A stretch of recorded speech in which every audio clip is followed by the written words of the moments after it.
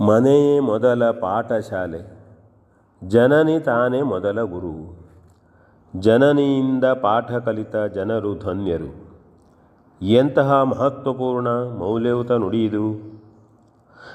ನಾನು ಪ್ರಾಥಮಿಕ ಶಾಲೆಯಲ್ಲಿ ಯಾವುದೋ ತರಗತಿಯಲ್ಲಿ ಕಲಿತದ್ದು ಇದು. ಆಗ ಕಲಿತರೂ ದಿನ ಕಳೆದಂತೆ ಅದರ ಮಹತ್ವ ಮನನವಾಗುತ್ತಾ ಹೋಗುತ್ತದೆ.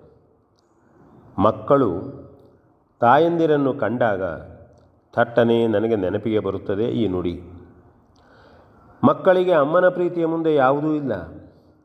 ಹಾಗಾಗಿ ಅಮ್ಮ ಮಕ್ಕಳಿಗೆ ದಾರಿ ತೋರಿಸಲು ಗುರು. ಕೇವಲ ಬರೆಯುವುದು, ಓದುವುದು ಶಿಕ್ಷಣವಲ್ಲ.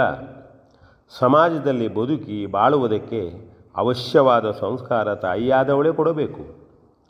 ತಂದೆ ಅದನ್ನು ಪೋಷಿಸಿಕೊಂಡು ಹೋಗಲು ನೆರವಾಗುವುದು.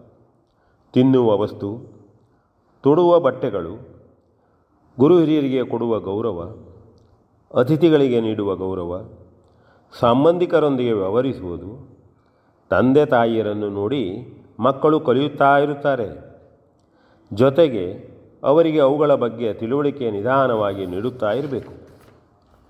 ಕೇವಲ ಓದುವುದೋ ಬರೆಯುವುದೋ ಮಾಡುತ್ತಾ ಇದ್ದರೆ ಮಕ್ಕಳು ಸರಿಯಾಗಿದ್ದಾರೆ ಎಂದು ತಿಳಿಯಬಾರದು. ಅವುಗಳ ಜೊತೆಗೆ ಸಮಾಜದೊಂದಿಗೆ, ನೆರೆಹೊರೆಯೊಂದಿಗೆ ಬೆರೆಯುವ ಗುಣ ಬೆಳೆಸಬೇಕು.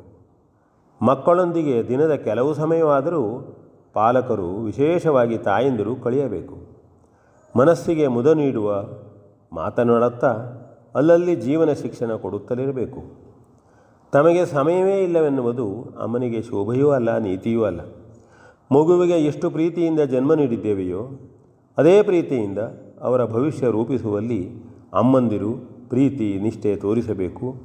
ಪಾಲಕರಾದವರು ಮಕ್ಕಳ ಭವಿಷ್ಯ ಸರಿಯಾಗುವಂತೆ ಎಚ್ಚರಿಕೆಯ ಹೆಜ್ಜೆಯನ್ನಿಡಬೇಕು.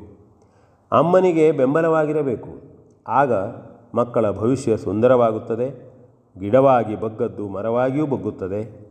ಸುಂದರ ಸಂಸ್ಕಾರಯುತ ಮಕ್ಕಳು ತಯಾರಾಗುತ್ತಾರೆ. ಮೊದಲು ಗುರು ಎಂಬುದು ಅರ್ಥಪೂರ್ಣ ಆಗುತ್ತದೆ. V N Bhagwat, Baraballi.